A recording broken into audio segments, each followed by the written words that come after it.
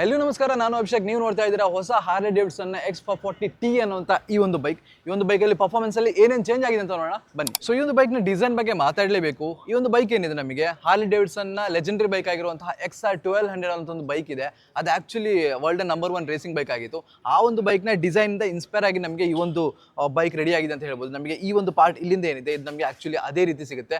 ಆ ಒಂದು ಬೈಕಲ್ಲಿ ಕೌಲ್ ಇಟ್ಟಿದ್ದಾರೆ, ಸಿಂಗಲ್ ಸೀಟ್ ಇಟ್ಟು, ಬಟ್ ಇದ್ರಲ್ಲಿ ನಮಗೆ ಫುಲ್ ಆಗಿರುವಂಥ ದೊಡ್ಡದಾಗಿರುವಂಥ ಸೀಟ್ ನಮಗೆ ಇದ್ರಲ್ಲಿ ಇಟ್ಟಿದ್ದಾರೆ. ಈ ಬೈಕಲ್ಲಿ ಈಗ ನಮಗೆ ರೈಡ್ ಬೈ ವೈರ್ ನ ಥ್ರಾಟಲ್ ನಮಗೆ ಇದ್ರಲ್ಲಿ ಸಿಗ್ತಾ ಇದೆ. ಇಲ್ಲಿ ನೋಡ್ತಿರಲ್ಲ, ಇದು ಆಕ್ಚುಲಿ ರೈಡ್ ಬೈ ವೈರ್ ನ ಟೆಕ್ನಾಲಜಿನ ಕೊಟ್ಟಿದ್ದಾರೆ. ಲಾಸ್ಟ್ ಇದ್ರಲ್ಲಿ ನಮಗೆ ಅದಿರಲಿಲ್ಲ. ಸೊ ಹಾಗಾಗಿ ನಾವು ಹೋಗುವಾಗ ನಮಗೆ ಆ ಒಂದು ಆಕ್ಸಲರೇಷನ್ ಆಗಿರ್ಬೋದು, ಆ ಒಂದು ಪವರ್ ಆಗಿರ್ಬೋದು ನಮಗೆ ಇನ್ಸ್ಟೆಂಟ್ ಆಗಿ ಸಿಗುತ್ತೆ. ಅದಕ್ಕೆ ಮೇನ್ ಆಗಿರುವಂಥ ಕಾರಣ ಏನು ಅಂದ್ರೆ ಈ ಒಂದು ರೈಡ್ ಬೈ ವೈರ್ ಥ್ರಾಟಲ್. ಈ ಒಂದು ಬೈಕಲ್ಲಿ ನಮಗೆ ರೈಡಿಂಗ್ ಮೋಡ್ಸ್ನ ಆ್ಯಡ್ ಮಾಡಿದ್ದಾರೆ.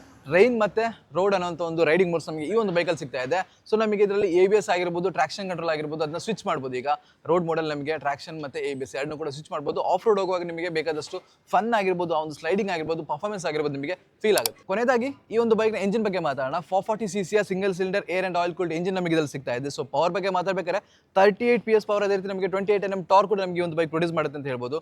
ರೈಡಿಂಗ್ ಮೋಡ್ ಕೂಡ ಬರುತ್ತೆ. ಸೊ ಹಾಗಾಗಿ ಈ ಒಂದು ಪವರ್ ನೀವು ರೋಡಲ್ಲಿ ಹೋಗುವಾಗ ಫನ್ ಮಾಡೋದಕ್ಕೆಲ್ಲ ಬೇಕಾದಷ್ಟು ಆಯ್ತು. ಸೊ ಇಷ್ಟೆಲ್ಲ ಚೇಂಜಸ್ ಆಗಿರುವ ಈ ಒಂದು ಬೈಕ್ನ ಪ್ರೈಸ್ ಬಗ್ಗೆ ಮಾತಾಡಿದರೆ 2.79 lakhs ಎಕ್ಸ್ ಶೋರೂಮ್ ಅಲ್ಲಿ ನಮಗೆ ಈ ಒಂದು ಬೈಕ್ ಸಿಗ್ತಾ ಇದೆ. ಹಾರ್ಲೆ ಡೇವಿಡ್ಸನ್ X440T ಅನ್ನುವಂಥ ಈ ಒಂದು ಬೈಕ್. ಅಂಡ್ ಈ ಒಂದು ಪ್ರೈಸ್ಗೆ ಇಷ್ಟೆಲ್ಲ ಫೀಚರ್ ಇದ್ದು ಆ ಒಂದು ಪ್ರೈಸ್ಗೆ ಈ ಬೈಕ್ ವರ್ತ್ ಅನ್ನೋದನ್ನ ನೀವು ಕಮೆಂಟ್ ಅಲ್ಲಿ ತಿಳಿಸಿ.